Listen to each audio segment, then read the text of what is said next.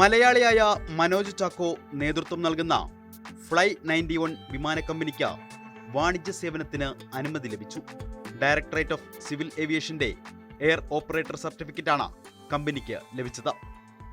March 2-ന് Goa Bengaluru service വിജയകരമായി പൂർത്തിയാക്കിയതോടെയാണ് എയർ ഓപ്പറേറ്റർ സർട്ടിഫിക്കറ്റ് ലഭിച്ചതെന്ന് കമ്പനി വ്യക്തമാക്കി. ഗോവ കേന്ദ്രീകരിച്ച് പ്രവർത്തിക്കുന്ന കമ്പനി 70 യാത്രക്കാരെ വഹിക്കാൻ കഴിയുന്ന ATR വിമാനങ്ങൾ പാട്ടത്തിനെടുത്താകും സർവീസ് നടത്തുക. ദുബായ് എയറോസ്പേസ് എന്റർപ്രൈസസിൽ നിന്ന് 2 വിമാനങ്ങൾ പാട്ടത്തിനെടുത്തിട്ടുണ്ട്. ഇതിലൊന്ന് ഇന്ത്യയിലെത്തി. പരീക്ഷണ പറക്കൽ ഈ വിമാനത്തിലായിരുന്നു. വാണിജ്യ സേവനം ഉടൻ തുടങ്ങാനാകുമെന്നും കമ്പനി അറിയിച്ചിട്ടുണ്ട്. തൃശൂർ സ്വദേശിയായ മനോജ് ചാക്കോയ്ക്ക് വ്യോമയാന മേഖലകളിൽ വർഷങ്ങളുടെ അനുഭവ പരിചയമുണ്ട്. വിജയ് മല്യയുടെ പ്രവർത്തനം നിർത്തിപ്പോയ കിങ്ഫിഷർ എയർലൈൻസിന്റെ എക്സിക്യൂട്ടീവ് വൈസ് പ്രസിഡന്റായിരുന്നു അദ്ദേഹം. ഫെയർഫാക്സിന്റെ ഇന്ത്യ വിഭാഗം മുൻ മേധാവിയായിരുന്ന ഹർഷ രാഘവനുമായി ചേർന്ന് മനോജ് ചാക്കോ സ്ഥാപിച്ച ഉഡോ ഏവിയേഷൻ പ്രൈവറ്റ് ലിമിറ്റഡിന് കീഴിലാണ് ഫ്ലൈ 91 പ്രവർത്തിക്കുക.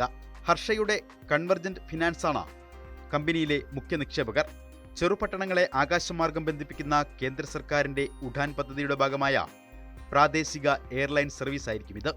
മഹാരാഷ്ട്രയിലെ ചെറുപട്ടണങ്ങളിലേക്കും ലക്ഷദ്വീപിലേക്കുമായിരിക്കും ആദ്യഘട്ടത്തിൽ സർവീസ് നടത്തുക.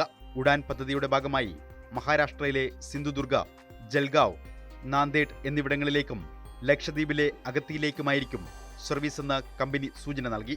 ദുബായ് എയറോസ്പേസിൽ നിന്ന് 2 ATR 72-600 വിമാനങ്ങളാണ് പാട്ടത്തിനെടുത്തിരിക്കുന്നത്.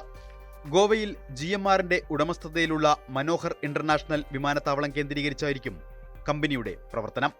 1 വർഷത്തിനകം 6 വിമാനങ്ങൾ കൂടി എത്തിക്കാനും കമ്പനി ലക്ഷ്യമിടുന്നു. 5 വർഷത്തിനകം വിമാനങ്ങളുടെ എണ്ണം 40 ഉയർത്തും.